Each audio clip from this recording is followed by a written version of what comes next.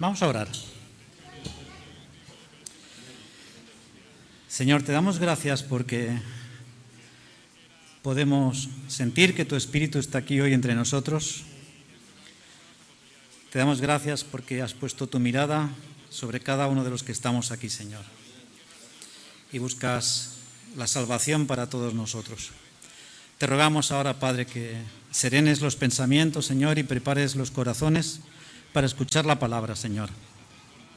Dirige mis palabras, Señor, para transmitir lo que has puesto en mi corazón y que sea de edificación para cada uno de los que escuchan.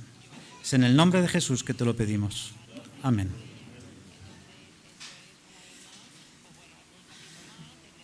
Nos acordamos hoy de los que están de vacaciones. Bueno, especialmente me acuerdo porque no dejan de enviarme fotos con aquello de aquí sufriendo. Entonces, me acuerdo de ellos con mucho cariño, mucho amor. No con envidia, envidia santa si la existe. Nos acordamos también de los que están enfermitos. Pedro me decía que diera gracias a la Iglesia por todos los que han estado orando por él y gracias por los que lo han llamado. Y nada, pues ya está recuperándose poco a poco. Pronto le retirarán la escayola y esperemos pues que ya esté por ahí caminando y correteando como a él le gusta, estar bien activo. Así que seguimos orando por él y por su pronta recuperación y por supuesto por Isabel, su esposa. Muy bien. Quiero que os imaginéis un territorio, una tierra, un país, una ciudad, no sé, una ciudad terrible, ¿no? Donde la gente es realmente muy malvada. Podemos imaginarnos que aquí en España hay gente muy malvada, pero más malvada todavía. Un lugar quizá remoto al cual no quisiéramos ir, donde allí persiguen a los cristianos. Que los cristianos no podemos ni asomarnos. O sea que si en nuestro pasaporte o algún documento o algo llevamos en nuestros enseres que identifique que somos cristianos, una crucecita, cualquier cosita, nos pueden matar, nos pueden encarcelar. Y es peor todavía. Imaginemos que en este lugar, si conseguimos acceder, por el simplemente hecho de ser extranjeros, nos pueden apresar, nos pueden torturar y mucho más si nos atrapan, nos hacen prisioneros porque hemos estado predicando el Evangelio. ¿Qué es lo peor que nos puede pasar en un país de estos? Pues imaginaos ese país donde te pueden torturar arrancándote las uñas, quemándote vivo, despellejándote, quitándote la piel vivo y haciéndote pasear por las calles, donde te echan vinagre en los ojos, donde te pueden echar ácido de batería en la cara por simplemente haber predicado el Evangelio o llevar una Biblia encima. Es terrible, ¿no? ¿Os podéis imaginar ese lugar? Ahora imaginaos que en ese lugar donde la gente es despiadada, a más no poder, Dios te dice, ve y predícales el Evangelio. Wow, ¿qué haríamos, no? Sería terrible, ¿no? Sabemos que esta civilización nos va a hacer pagar justa cuenta, bueno, injusta cuenta en este caso, de ese atrevimiento, ¿no? De ir a llevar el Evangelio al interior de sus fronteras, al interior de sus murallas, ¿verdad? ¿Quién se atrevería a decir al Señor, sí, Señor, heme aquí, envíame a mí? Quizá en un sueño imaginario, quizá algo romántico, ¿no? Nos imaginamos como héroes misioneros que van a estos lugares, que son pocos los que van, pero la realidad es que muchos de nosotros haríamos caso omiso de ese llamamiento. De hecho, no hace falta que nos arranquen los ojos de cuajo, ni las uñas, ni nos quemen vivos. Hay lugares realmente difíciles en el planeta donde pocos misioneros van. Lógico, nadie quiere poner en riesgo su familia ni su propia vida. Sin ir más lejos, España, el 90%, tirando corto, el 90% de los misioneros se concentran en las grandes ciudades o en las islas o en la costa mediterránea. Así es. Entonces, vamos a imaginarnos que el Señor nos llama ahí. Pues sabéis que esa ciudad existió, de hecho existe. Hoy podríamos decir que se trata del Estado Islámico, el ISIS, o en las zonas más profundas donde gobierna Hamás. Ahí puede ser terrible, ¿no? Podemos ver lo que hizo Hamás con aquellos participantes del concierto. Llegaron a puntos de meter bebés dentro de un microondas. Puedo entender la necesidad de venganza o de justicia que tiene el pueblo de Israel, aunque no les justifica ciertos actos. Ahora bien, esa ciudad existió y esa persona a la que Dios envió también existió. Y esa historia, que seguro que para todos es muy conocida, se encuentra en uno de los profetas menores que se llamaba Jonás. Jonás, ¿os suena? Jonás significa paloma. No sé si de paloma mensajera o no, pero luego tuvo que levantar el vuelo e ir a predicar allí, a esa ciudad. Y esa ciudad se llamaba Nínive. Y vamos a comenzar a leer, si me queréis acompañar, en Jonás, que está después de Abdías. Yo tengo un problema, que me he tenido que imprimir todo el texto, porque me he dado cuenta que mi Biblia no tiene a los profetas menores. Y es que uso esta Biblia para predicar nada más, porque tiene la letra grande. Obviamente tengo otras Biblias. Y esta es que la iban a tirar en la librería, y yo les pregunté, ¿la vais a tirar? Dice, sí, es que tiene una tara. Digo, bueno, pues yo la quiero, ¿no? Y entonces me miró con cara de espanto y dice, bueno, pues llévatela. Claro, al cabo de unos días que andaba yo mirando mi Biblia nueva, me di cuenta que le faltaban los profetas menores. Digo, bueno, pues con tal de no predicar sobre los profetas menores tengo bastante, pero bueno, no me acordaba que me faltaban, y digo, voy a predicar sobre Jonás. Muy bien, Jonás capítulo 1 y versículo 1 dice así: Vino palabra de Jehová a Jonás, hijo de Amitai, diciendo, yo no sé cómo vino la palabra de Dios, si fue a través de un sueño, fue audible, no lo sé, eso lo ignoramos. Pero el caso es que le dijo, levántate y ve. Ese es el título de hoy, levántate y ve. Levantarse necesariamente no quiere decir que estuviera tendido o estuviera sentado. Sin embargo, es una forma de decir muévete, ponte en marcha y ve. Y el hecho de que estas dos palabras estén juntas indica algo más, indica disposición y predisposición a obedecer y además ir. Que puede ser que muchos de nosotros nos hagan el llamado de que quién quiere ir a las misiones, estamos prestos, levantamos la mano, oramos, pero no vamos. Entonces aquí Dios le está diciendo, vale, levántate, quiero que estés dispuesto, quiero que estés predispuesto, pero además ve. ¿A dónde tienes que ir? A Nínive. Yo me imagino en la cabeza de Jonás cuando oyó la palabra Nínive. Esa sola palabra aterrorizaba a cualquier israelita, especialmente a los israelitas, el reino del norte, porque estaban constantemente asediados por los asirios. Y Nínive era la capital de Asiria, donde vivía el rey de Nínive, rey de Asiria. Y era cruel, elevado al cuadrado con los judíos. Era muy cruel este rey. Entonces Dios le dice, levántate y ve. Yo me imagino a Jonás que pega un salto, heme aquí, Señor, a Nínive. Dice, levántate y ve a Nínive, aquella gran ciudad, y haz esto, pregona contra ella.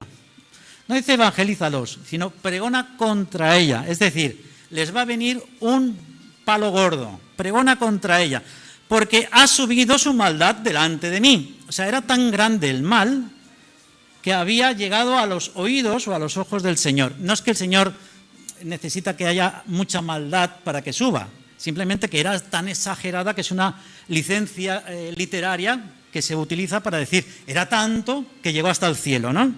Clama al cielo, tanta maldad. Así que levántate y ve a Nínive. Y versículo 3 dice, y Jonás se levantó. Se levantó para huir de la presencia de Jehová. Obedeció la primera parte, se levantó, pero salió corriendo de la presencia de Jehová a Tarsis y descendió a Jope y halló una nave, es decir, un barco, aunque la palabra nave aquí, si no pondría barco, era un tipo de barco que tenía cubierta, o sea, era para llevar mucho pasaje y mucha mercancía, no era un barco abierto, como era normal en esos tiempos, los barcos de corto recorrido, que se le llamaban tartanas. Hoy en día aquí en España tartana se le dice a un coche viejo, pero una tartana era eso, un barco más o menos mediano que servía para llevar grano o víveres o enseres de un lado a otro haciendo cabotaje. Cabotaje es yendo por la orillita, podía hacer bastantes leguas, pero iba por la orillita con un cabo era una cuerda que llevaba un contrapeso en el fondo y no se alejaban más de la costa de lo que el cabo le daba. O sea, así que hacía 30 pies, ahí se iban manteniendo la vista en la costa y si había niebla les servía el cabo. Sabían que por ahí iban a ver. Pero este barco no, este barco parece ser que era grande. Y esta gran nave partía para Tarsis. Y dice que Jonás, pagando su pasaje, es decir, rascándose el bolsillo, entró en ella para irse con ellos a Tarsis, donde, según Jonás, lejos de la presencia de Dios, lejos de la presencia de Jehová. Levántate en todo el libro de Jonás aparece muchas veces, en el primer capítulo como 5 o 6 veces. Levántate, y la actitud de Jonás siempre fue de descender. Dios le dice, levántate, y Jonás desciende. Y descender aparece, no sé si 4 o 5 veces también, no las he contado. Así que ante el mandato de Dios de que se levantara y vaya, Jonás siempre hacía la misma reacción, descender. Descendió a Jope, descendió a las bodegas del barco, como ahora vamos a ver, etc. Pero bien, tengamos más en cuenta qué era Nínive, porque hemos escuchado Nínive muchas veces, quizá en algún sermón al leer las Escrituras. Nínive se considera que es una de las ciudades más antiguas del mundo y es de las primeras ciudades que aparece en la Biblia. En Génesis 10 y 11 ya aparece por primera vez mencionada la ciudad de Nínive, que la fundó un tal Nimrod. ¿Os acordáis quién era Nimrod? Bueno, fue aquel elemento que se le ocurrió hacer la Torre de Babel. ¿Ven? Que creo que era bisnieto de algún patriarca o nieto. Pues esta ciudad era realmente grande. Pero fijaos qué son las cosas. Durante cerca de 2000 años se pensaba que la Biblia mencionara esta ciudad era un mito, era una leyenda, que no era real. Por eso se pensaba que el libro de Jonás era una simple metáfora, ¿no? Una alegoría de una enseñanza que el Señor quería dar, pero que no fueron hechos que existieron por lo estrambóticos de la narración, ¿no? Por todo lo peliculero o lo novelesco que es el relato. Y entonces tenemos en primer lugar, por ejemplo, Nínive, que se pensaba que no existía porque no había registro ninguno por ninguna parte. Hasta que hay en una ocasión, el que era cónsul de Mosul, Mosul está ahí un poquito más al noreste de Bagdad, en Irak, lo que es hoy Irak. Todo hay que decir que, para los que nos pensamos que todo sucedió en Israel, la mayoría de la historia bíblica no sucede en Israel, sucede en Egipto y sucede en Irak. El paraíso estaba en Irak. El río Tigris y el río Éufrates, donde dice que estaba el Edén, está en Irak. Mesopotamia, donde aparecieron las primeras lenguas, las matemáticas, etc., eso está en Irak. Babilonia está en Irak. Y, por supuesto, Nínive está en lo que hoy es Irak, ¿no? Que en esa época pues, pertenecía quizá a los asirios, evidentemente, pero lo que luego inmediatamente, 100 años después, fue Persia. Así que había el cónsul de Mosul que se llamaba Paul-Émile Botta, un francés, el cónsul francés en Mosul, en 1870, y se le ocurre decir, yo, como apasionado de la arqueología, quiero encontrar la ciudad de Nínive. Obviamente los arqueólogos de la época lo tomaron por loco y dicen, Nínive no existe, eso es un relato fantasioso de la Biblia. Y se puso a excavar en una ciudad que había cerca, muy cerquita, y sigue estando cerca de Mosul, ¿no? Un montículo, que unas pequeñas ruinas casi imperceptibles, y ese montículo grande, él decía, yo creo que eso es Nínive.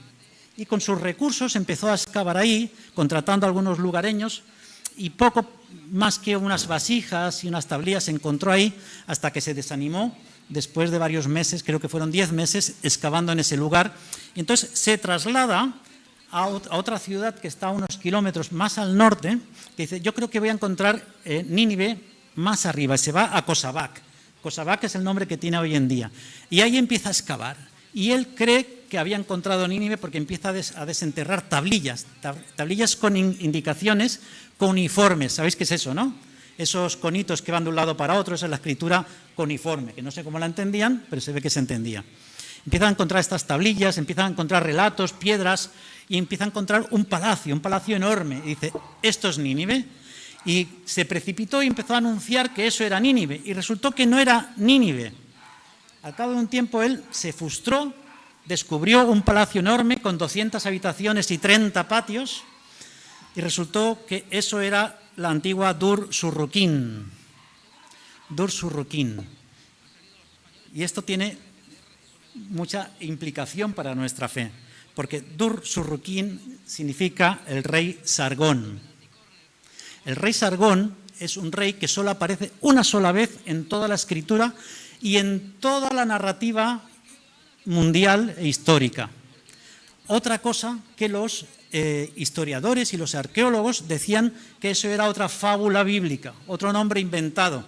El rey Sargón nunca existió y resulta que Paul-Émile Botta encontró en la ciudad de Kosabat Dur-Sarruquín, rey Sargón, y descubrió una de las ciudades más importantes después de Nínive, lo cual le da todavía más credibilidad y más fidelidad a nuestra escritura, a la palabra del Señor. Así que siempre la Biblia acaba teniendo razón, es cuestión de tiempo. Al final la ciencia, al final la biología, al final la historia acaba dándole la razón a la Biblia. Es cierto que la Biblia utiliza a veces términos muy locales, ¿no? Utiliza argot popular y es difícil comparar, pero cuando se averigua y se entiende el idioma con el que está escrita y lo que quieren decir, el sentido más que la literalidad de lo que dice, se le da veracidad a las escrituras. Pues muy bien, eso no se quedó ahí, sino que 5 años más tarde, Harry Layard, un aventurero inglés, fijaos que es muy interesante esto porque esto le da la carambola a toda la historia, dice, yo creo que Emil tenía razón y voy a excavar ahí al lado de Mosul, en ese montículo. Y siguió excavando y trajo muchos recursos hasta que descubrió en ese primer montículo donde Emil desistió y se fue, que allí estaba lo que es Nínive. Así que en 1847 Henry Layard descubre la ciudad de Nínive. Eso zarandeó la arqueología mundial y la historia mundial desde los cimientos, porque otra vez le daba razón a la palabra de Dios. Y esa ciudad realmente era enorme.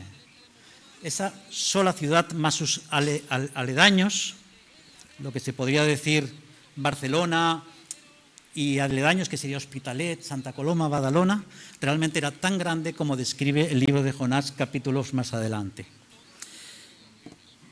Esa ciudad, curiosamente, y no se dio cuenta ninguno, se llama Nabi Yumus, que Nabi Yumus en árabe antiguo significa profeta Jonás.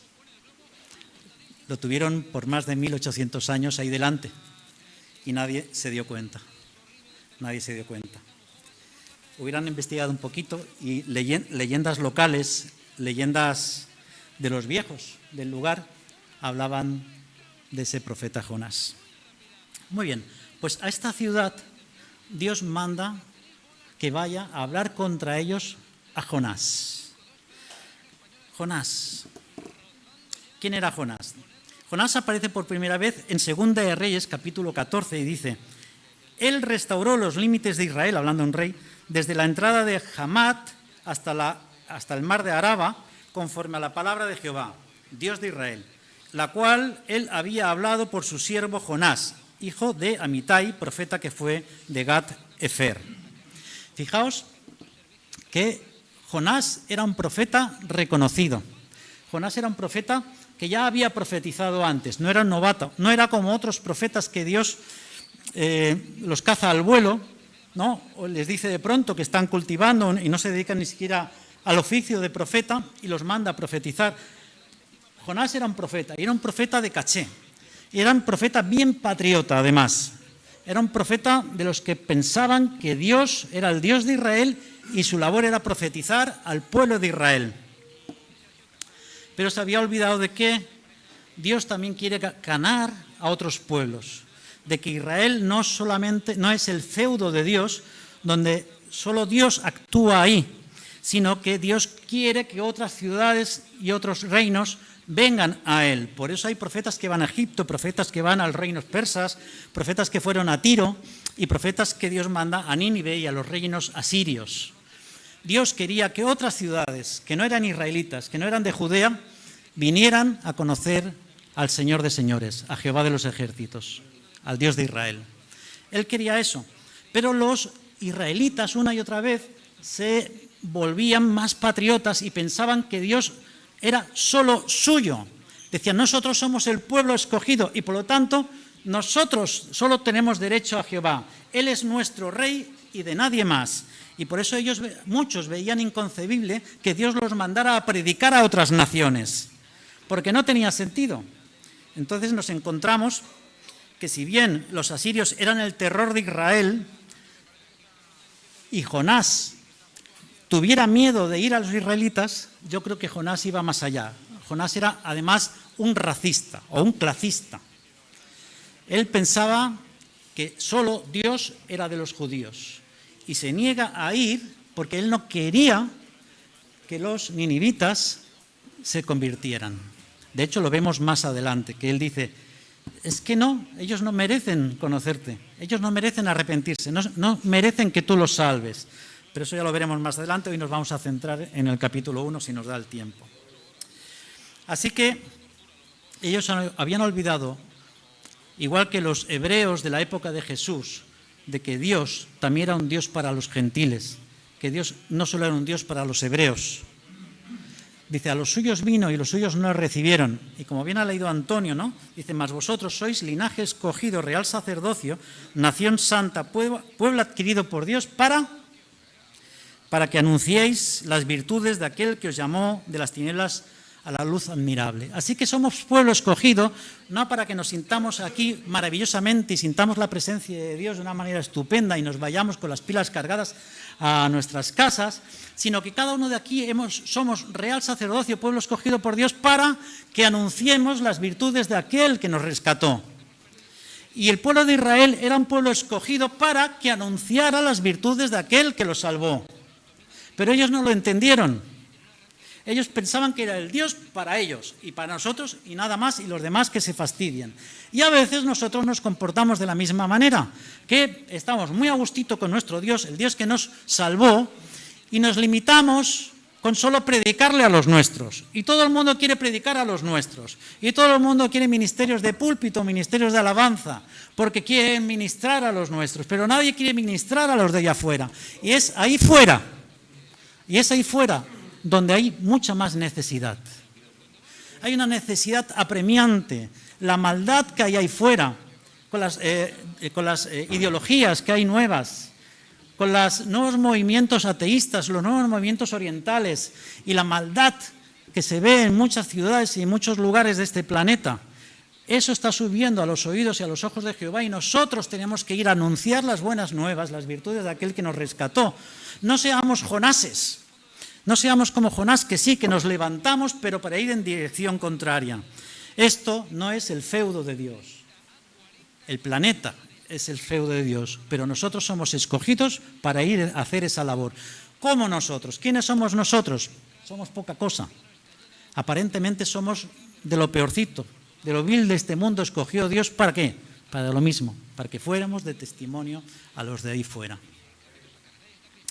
Así que a Jonás le inunda el miedo y el odio a partes iguales, pienso yo, y decide marcharse. ¿Qué haríamos nosotros? Desde luego, Jonás huyó bien lejos. Jonás no entendió para nada, y seguro que lo conocía como buen profeta, porque el profeta no era aquel iluminado que se sentaba debajo de una higuera y recibía una iluminación de Dios. Los profetas, había una escuela de profetas. La escuela de profetas te enseñaba la Torá, enseñaba la ley bíblica, enseñaba las escrituras, porque el profeta tenía que conocer las escrituras para poder discernir cuando el pueblo se estaba apartando o se estaba alejando de la voluntad de Dios e ir y anunciarles lo que Dios decía en la ley de Jehová y en los profetas y los escritos. Y a veces, de forma extraordinaria, Dios les decía algo concreto, como le decía a Jonás: levántate y ve a Nínive. Eso era ocasional y por eso aparece escrito, pero por regla general el resto de profetas se dedicaban a enseñar la palabra y a denunciar el pecado o a animar al pueblo a servir al Señor y a seguir en sus caminos. Obviamente, Jonás se olvidó del Salmo 139, que dice: ¿a dónde me iré de tu espíritu? ¿Y a dónde huiré de tu presencia? Si subiere a los cielos, allí estás tú, y si en el Seol hiciere mi estrado, me sentara allí, he aquí, allí tú estás. Si tomare las alas del alba y habitar en el extremo del mar, aún allí me guiará tu mano y me asirá tu diestra. Esto lo dice el salmista. Y Jonás conocía este salmo. Pero el problema de Jonás es que, como él pensaba que Dios era el Dios solo de Israel, si se alejaba del lugar, se alejaba de Dios. No es que pensara que Dios no lo viera, sino, bueno, yo estoy lejos, pues tengo menos compromiso. Jonás vivía, como hemos leído, que decía ahí en Segunda Reyes, vivía en Gat-Jafer. Gat-Jafer está cerca de Nazaret. Fijaos las similitudes, porque todo el libro de Jonás tiene muchas similitudes y de hecho Jesús utiliza el ejemplo de Jonás para representarse a sí mismo como el que ha de morir y ha de estar muerto 3 días y 3 noches y luego volver a la vida. Entonces, Gat-Jafer está cerquita de Nazaret, muy cerquita, está realmente cerca. Ahora imaginaos visualmente el mapa, porque no lo puedo mostrar aquí. Nazaret, que no está muy lejos de Jerusalén, está a media altura en el reino de Israel, y ahí está Gat-Jafer, ahí vive Jonás, y lo manda a Nínive. Nínive está tierra adentro, dirección a oriente, dirección a Irak, hacia a la mitad del río Éufrates y río Tigris, y ahí está Nínive, como a 1000 kilómetros, más o menos. Así que tenía que agarrar el burro o la diligencia que hubiera en esos días, o caminando, e irse 1000 kilómetros hacia Nínive. Fijaos si había llegado lejos la maldad de los ninivitas. ¿Y qué es lo que hace él? Él se va a Jope, se empieza alejando en dirección contraria. Tenía una actitud premeditada de desobedecer a Dios. No empieza a vagar deambulando hacia cualquier parte, intentando distraerse para no obedecer la palabra de Dios, sino que deliberadamente se va hacia el sur, por la costa, al puerto más importante que había. No se fue a Tiro, no se fue a otros pueblos costeros que había más cercanos, que podía haber subido a alguna de estas tartanas e irse, alejarse un poquito a algún islote. No, se va a Jope porque sabía que en Jope estaba el tránsito de las embarcaciones fenicias. Acordaos que desde Jope es que Salomón recibía los barcos que venían de Tarsis también. Tarsis es España, para el que no lo sepa. Tarsis se encuentra en el territorio que hoy sería Huelva, ¿no? Ahí está Tartesos, y recientemente se han descubierto muchos yacimientos arqueológicos con restos fenicios e incluso restos egipcios, porque era un puerto muy importante de Tarsis, y Tarsis era ese lugar de España. De hecho, de Tarsis llegaban muchos cargamentos a Israel, especialmente al principio con plata y estaño, mucha plata y mucho estaño, porque en Israel y en Egipto no hay plata, por si no lo sabíais, pero sí que hay mucho oro, pero plata no. Entonces la importaban de España, que sí que hay mucha plata, e importaban también, aparte de la plata, estaño. Sabemos que por el sur hay grandes minas de estaño. ¿Y para qué sirve el estaño? Para hacer bronce. Y estos imperios, asirios, fenicios, hacían muchas estatuas de bronce y necesitaban mucho estaño, que es fácil de mover, de trabajar, y además hacían el bronce. Pues muy bien, se va 100 kilómetros hacia abajo, 120 kilómetros, hacia ese puerto y ve una nave. Dice, había una nave que estaba a punto de zarpar, la primera que ve, y esta nave iba a Tarsis. Compra su pasaje, que no debió ser barato, porque había 4.000 kilómetros de navegación desde Jope hasta el estrecho de Gibraltar, en Cádiz o Huelva. 4.000 kilómetros por el mar que él estaba dispuesto y le costó un dinerito y se los gastó de su bolsillo. ¿Cuántas veces no nos gastamos dinerito de nuestro bolsillo para hacer lo que no está en la voluntad del Señor? ¿Cuántas veces nos quejamos de que las cosas del Señor deberían de ser gratis, que los ministros tenían que trabajar gratis, que el material que se entrega a la iglesia debería ser gratis, pero sin embargo pagamos ingentes cantidades de dinero para hacer otras cosas que no tienen nada que ver con la voluntad de Dios? No es que estén en contra necesariamente, pero nada que tiene que ver con hacer la voluntad de Dios. Pero además es que a veces nos alejamos de la voluntad de Dios gastando de nuestro propio bolsillo. Y eso es lo que hizo Judas en ese momento.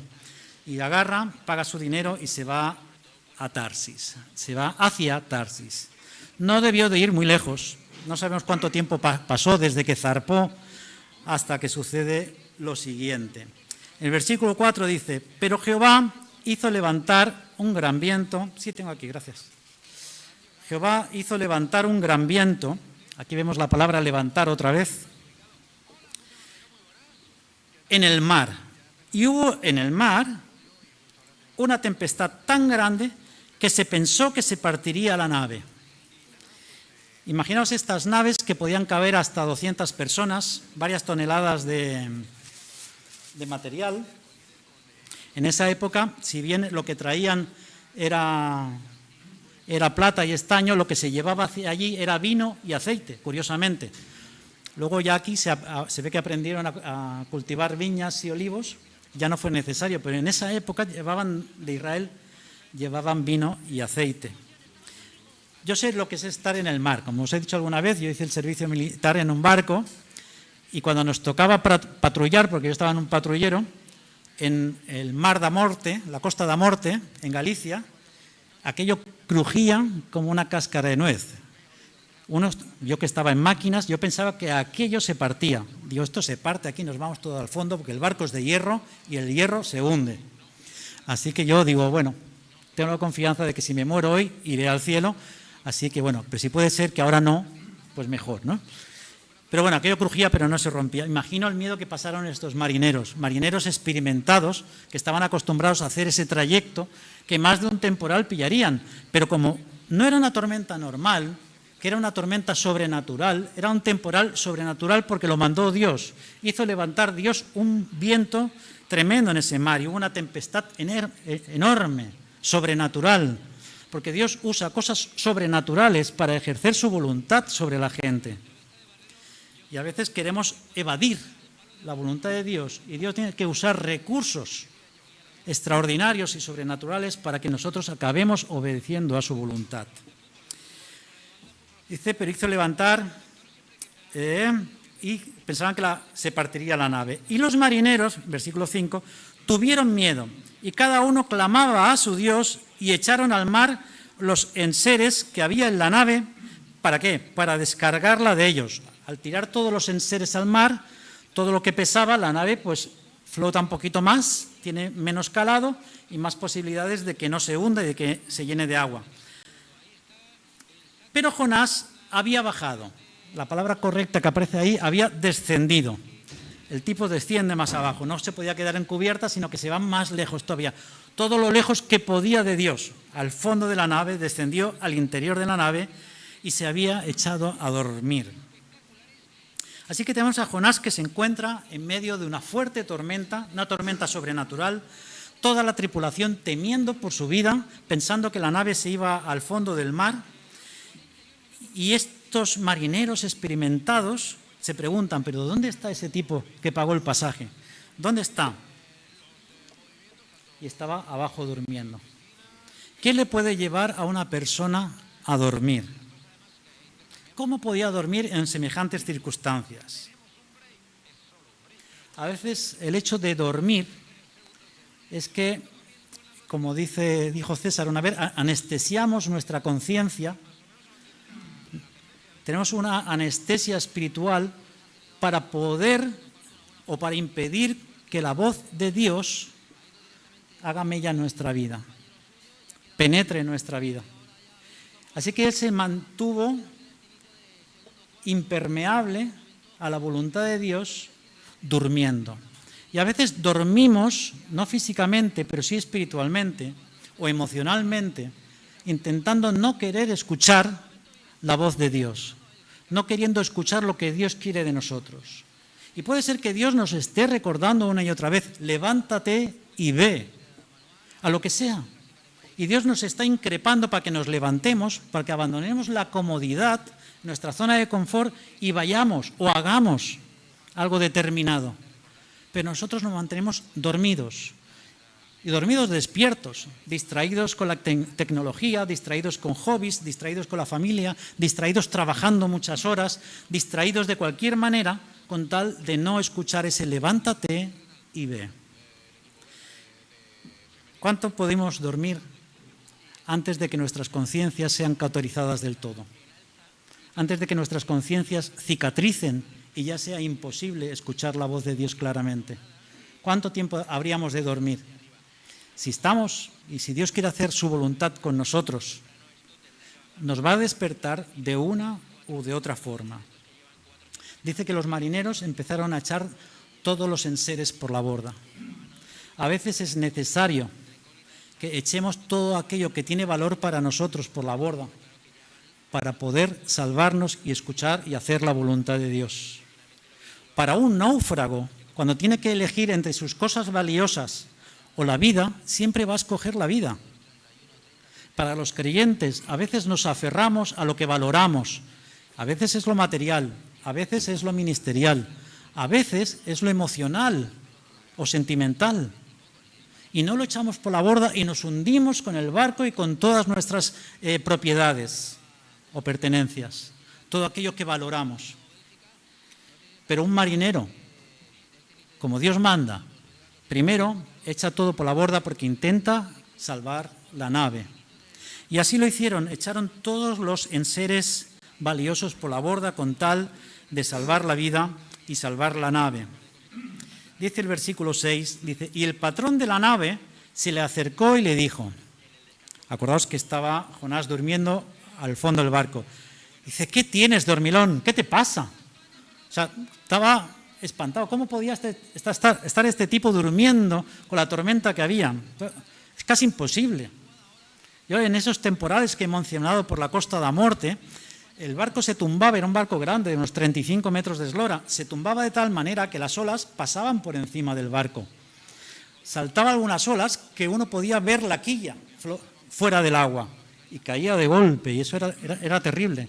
Teníamos que ir por la cubierta atados, si no, no había otra manera de estar en cubierta, salías disparado o una ola te arrastraba. Así que no puedo entender, y es muy difícil entender, y el capitán no lo entendía, cómo Jonás podía estar durmiendo ahí en el fondo. ¿Cómo puede estar? O sea, estaba más concentrado en estar alejado de la voluntad de Dios, todos sus recursos físicos y emocionales estaban concentrados en no escuchar la voz de Dios, que no en mantenerse de pie, por decirlo de alguna manera. Así que dice que, el versículo 6 dice, levántate y clama a tu Dios. Ahí cada uno estaba clamando a su Dios, cada uno se agarraba a lo que conocía. El barco, toda la tripulación, posiblemente vinieran cada uno de un lugar distinto. Y cada uno pues tenía su Dios particular, gente pagana, gente que no lo era, a saber, ¿no? Dice, pues súmate al grupo, estamos todos, cada uno clamando a nuestro Dios, súmate y clama a tu Dios. Dice, quizá Él tendrá compasión de nosotros y no pereceremos. La palabreja que sale ahí en hebreo tiene un significado un poquito más amplio. Dice, quizá sepamos que tu Dios es el verdadero, están diciendo los marineros. Quizá tu Dios haga brillar su rostro, quizá tu Dios nos sea favorable, quizá tu Dios nos sea sereno. Fijaos la palabra que sale, lo mucho más amplia que es. Así que clamaban desesperados cada uno a su Dios. Y es que en el dolor, en la pérdida o en el peligro, todos los seres humanos recurrimos a algo, creyentes y no creyentes. Los creyentes recurrimos a Dios. Podemos estar tranquilitos, incluso no queriendo escuchar la voz de Dios, pero cuando nos acontece algo diferente, algo que nos altera, algo que produce algún cambio en nuestra vida, algo que es peligroso, alguna enfermedad, lo que sea, entonces nos acordamos de Dios. Pero en el mundo pasa igual. El mundo tiene necesidad de Dios, tiene una necesidad que no sabe cubrir. Entonces recurren al tarot, recurren a los adivinos, recurren a las religiones orientales, al yoga, recurren al budismo, recurren a cualquier cosa. Y recurren a todas esas cosas buscando una solución o un alivio para su alma. ¿Sabéis por qué? Porque nosotros no hemos ido con el Evangelio. Si ellos conocieran otra opción, la opción de creer en el Dios de salvación, lo tomarían como una opción o la rechazarían. Pero es que no pueden ni rechazarlo porque nosotros no hacemos el trabajo de ir a Nínive y enseñarles y explicarles que hay un Dios que es el camino, la verdad y la vida. Entonces no pueden elegir, no pueden rechazar siquiera, porque nosotros no estamos haciendo el trabajo. Así que cada uno recurre al Dios que conoce. Así que tenemos que levantarnos y tenemos que ir y enseñarles que hay un Dios que ha cambiado nuestra vida y un Dios que puede cambiar la vida de ellos también y puede salvar la situación y puede calmar las aguas. Versículo 7. Y dijeron cada uno a su compañero: venid y echemos suertes, para que sepamos por causa de quién nos ha venido este mal. Y echando suertes, la suerte cayó sobre Jonás. Según el paganismo, seguramente, y se creía, que si algo malo pasaba, es que había algún Dios que estaba enojado con alguien o que alguien había hecho algo malo. De hecho, eso ha trascendido, yo creo que hasta hoy en día, ¿no? Ese tipo de superstición, que si nos acontece algo malo es que hemos hecho algo malo, ¿no? Y no es así, la Biblia no dice eso. Pero para los paganos era así, y siempre ha estado intentando colarse en la mentalidad de los cristianos, así como de los hebreos. Entonces, es que no tiene sentido, porque ¿qué objetivo tendría el castigo por haber hecho algo malo, en este sentido, este tipo de castigo? ¿Qué objetivo tendría? Si el objetivo es pagar una multa, bueno, tú has hecho mal y vas a pagar una multa. Jonás, tú te has alejado de mí y ahora vas a pagar una buena multa, que es una gran tempestad que va a partir la nave. Bueno, se paga la multa y seguimos pecando. Así pensaban los fariseos. Los fariseos pensaban así. Hacemos sacrificio y seguimos con nuestro legalismo, con nuestras normas y con nuestros edictos. Y así pensaban los paganos. Bueno, hacemos un sacrificio, apechugamos con el castigo y luego seguimos con lo nuestro. Pero el propósito de Dios no era un castigo, era redirigir. Él quería redirigir esa situación y tenía un propósito aún mucho más allá que simplemente llamar la atención de Jonás. Versículo 8. Entonces le dijeron ellos: decláranos ahora por qué nos ha venido este mal. ¿Qué oficio tienes y de dónde vienes? ¿Cuál es tu tierra y de qué pueblo? Le hicieron un interrogatorio en toda regla, le preguntaron todos si estaba casado, soltero, si tenía hijos, tiene suegra. Y él le respondió: soy hebreo y temo a Jehová, Dios de los cielos, que hizo el mar y la tierra. Solo contestó a dos de las preguntas: su nacionalidad y quién era su Dios. Posiblemente en otro momento o antes les había contado el resto de la historia. Soy hebreo y temo a Jehová, Dios de los cielos, que hizo el mar y la tierra. Y esto es importante porque de acuerdo a lo que va a suceder después, que ellos supieran que todo estaba sucediendo porque este tipo era hebreo y temía al Dios, al creador de los cielos y la tierra, tenía un significado muy profundo. Sigamos leyendo. Y aquellos hombres temieron sobremanera y dijeron, o sea, se asombraron: ¡buah! Si todo esto nos está pasando porque este tipo es hebreo y teme, es decir, adora, en este sentido, el sentido de temer es adorar, y adora al Dios creador de cielos y tierra, le temieron sobremanera y le dijeron: ¿por qué has hecho esto? ¿Por qué? Porque ellos sabían que huía de la presencia de Jehová, pues él se lo había declarado.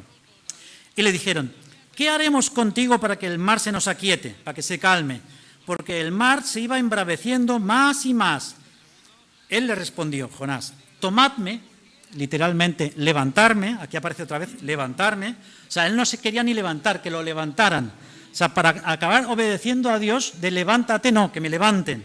Dice, y echadme al mar, y el mar se os aquietará. Fijaos la fe del profeta, él no desconfiaba de Dios, simplemente que no quería obedecer a Dios. Porque yo sé que por mi causa ha venido esta gran tempestad sobre vosotros. Y aquellos hombres trabajaron para hacer volver la nave a tierra, mas no pudieron. O sea, hicieron lo imposible, arriar velas, remar, redirigir, lo que sea, hasta soplaban ellos. Y no pudieron. Entonces clamaron a Jehová. Fijaos la importancia de que Jonás les declarara que él servía y adoraba al Dios creador de cielos y tierra. Entonces los marineros, todos paganos, dijeron, vamos a dejar a nuestros dioses porque nuestros dioses no nos han enviado esto, no son capaces de enviarnos esto. Vamos a clamar todos a Jehová. Y dijeron, te rogamos ahora, Jehová, que no perezcamos nosotros por la vida de este hombre, ni pongas sobre nosotros la sangre inocente, porque tú, Jehová, has hecho como has querido. Fijaos que tenían más fe estos marineros recién convertidos que el propio Jonás. Y eran más humanos que el propio Jonás, que no quería que se salvara a los ninivitas. Ellos decían, no queremos matar a una persona, no queremos sangre inocente en nuestras manos. Danos otra opción. Dice que levantaron a Jonás, tomaron a Jonás y lo echaron al mar. O sea, Dios hizo obedecer a Jonás a través de los marineros, a través de la tormenta que movilizó a los marineros, que los marineros reconocen a Jehová como el Dios creador de cielos y tierra, y los marineros ejecutan la orden que Jonás tenía que haber hecho de levantarse. Ellos lo levantaron y lo echaron al mar, y el mar se aquietó de su furor, quedó en calma. ¿Y qué pasaron? Dice, y temieron aquellos hombres a Jehová con gran temor, y ofrecieron sacrificio a Jehová e hicieron votos. Qué tremenda conversión, ¿verdad? Eso fue. Yo no sé si estos marineros llegarían a Tarsis, pero me imagino que con esas experiencias, esas anécdotas y esa historia tan profunda que vivieron a bordo de ese barco, las llevaron hasta España, y en España hablaron del Dios creador de los cielos y tierra. Quizá fueron de los primeros misioneros que llegaron a España hace más de 3000 años. Jonás, sin proponérselo, evangelizó a los marineros. Fue un misionero involuntario. Muchas veces podemos nosotros convertirnos en evangelistas o en misioneros involuntarios cuando no obedecemos la palabra de Dios, y allí, donde acabamos, nos toca hablar del amor y de la justicia del Señor. Y versículo 17 dice, pero Jehová tenía preparado un gran pez. Muchos dicen ballena, pero la palabra ballena no aparece aquí. De hecho, lo que dice literalmente es una criatura marina. Traducido más fácil de entender, un gran pez que tragase a Jonás. Y estuvo Jonás en el vientre de ese pez 3 días y 3 noches, como Jesús estuvo muerto, antes de resucitar. Mucha gente decía que no hay forma de que alguien sobreviva tanto tiempo en el interior de una ballena o de un pez grande, una criatura marina. Pero en 1842 hubo un marinero que se llamaba James Bartley, de 21 años, que se cayó de su bote, en un barco ballenero, se cayó y una ballena se lo tragó, un cachalote, que se ve que es el más grandote de todos. Se lo tragó y lo dieron por muerto y lo vomitó, pero lo vomitó 36 horas después. Eso está registrado y documentado. Lo vomitó 36 horas después. Apareció pálido, dicen que quizá por los jugos gástricos de la ballena, pero apareció pálido, apareció blanquecino, parecía albino y aparte enredado en algas y deambulando por las calles, que tardó varios días en volver en sí sin saber realmente qué es lo que le había pasado. Muy interesante leer esa historia.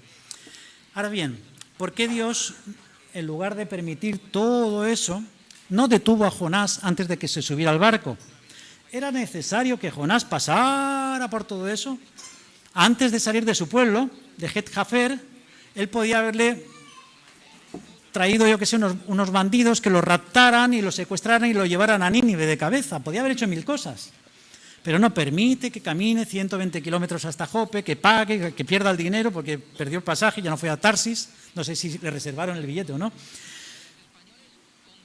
Es tragado por un pez, vomitado en la arena, posiblemente más arriba, más cerca de su tierra. ¿Por qué permite todo eso? Por varias razones. Dios no da punzada sin hilo.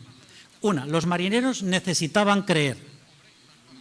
Esos marineros estaban en el objetivo de Dios y permitió todo eso para que esos marineros escucharan del mensaje de Dios. Dos, la experiencia al límite,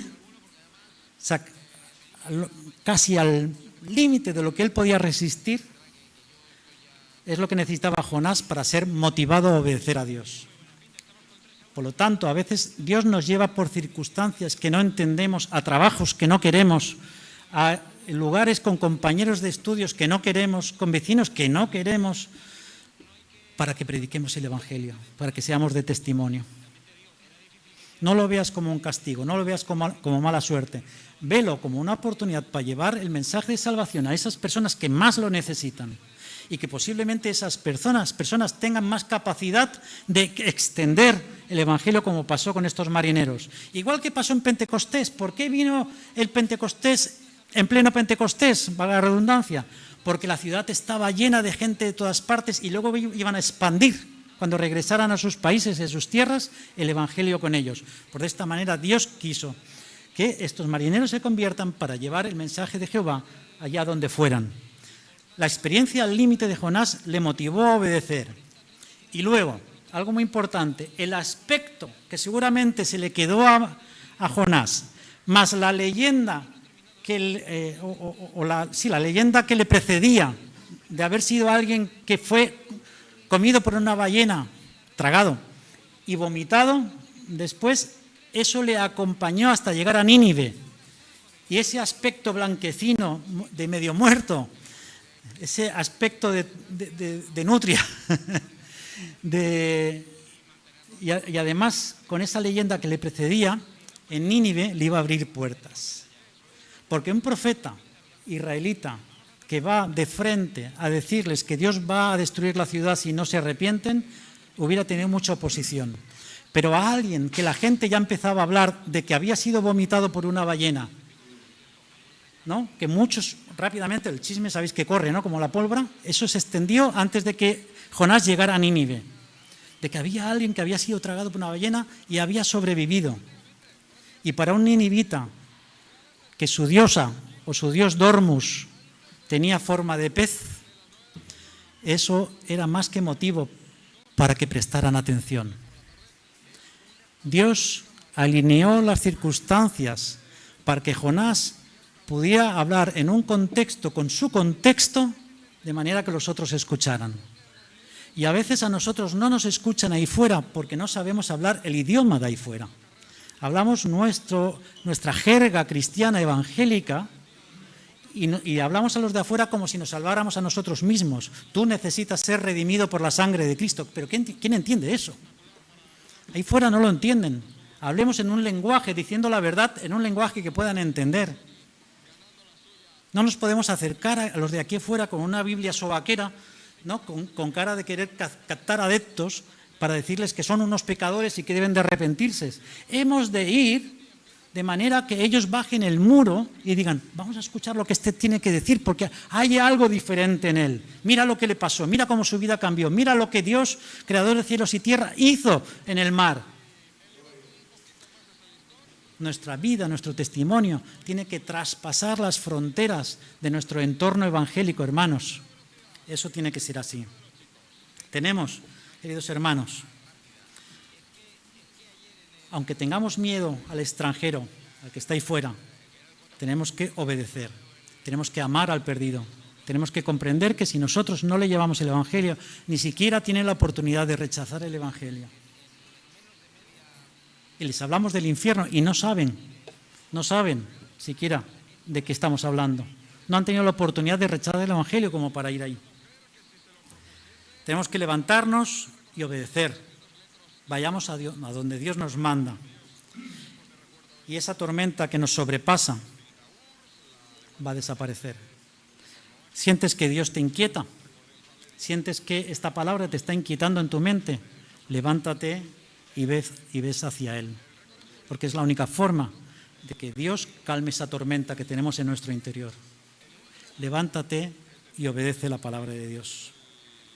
Hagamos lo que Dios manda, queridos hermanos, y evitemos tener que pasar por una tormenta que no necesitamos.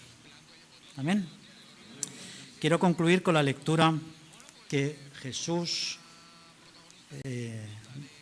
habló acerca de Jonás en Mateo capítulo 12, que dice: porque como estuvo Jonás en el vientre del gran pez 3 días y 3 noches, así estará el Hijo del Hombre en el corazón de la tierra 3 días y 3 noches. Los hombres de Nínive se levantarán en el juicio con esta generación y la condenarán, porque ellos se arrepintieron con la predicación de Jonás, y he aquí hay más que Jonás en este lugar. Aquí hay más de un Jonás. Jesús hablaba de sí mismo, y aquí hay alguien que es más que Jonás, pero yo añado un poquito, permitirme, aquí hay más de un Jonás, que tenemos que levantarnos e ir y hablar de ese evangelio. Inclinemos nuestros rostros, que vamos a orar antes de pasar a la Santa Cena. Señor y Padre, te rogamos que tu palabra penetre en nuestros corazones de manera que cambie nuestra actitud y aprendamos a levantarnos y a ir antes de que tengamos que atravesar por circunstancias que no queremos, Señor. Te rogamos que cambies vidas, Señor. Te rogamos que si alguien todavía no te conoce profundamente, Señor, que tú estás inquietando su mente y su corazón, entienda que ha de levantarse e ir hacia ti, Señor, que tú lo vas a recibir con los brazos abiertos. Que se arrepienta de sus equivocaciones, Señor, y que te reconozca como Señor y Salvador. Te lo rogamos en el poderoso nombre de Jesús de Nazaret. Amén.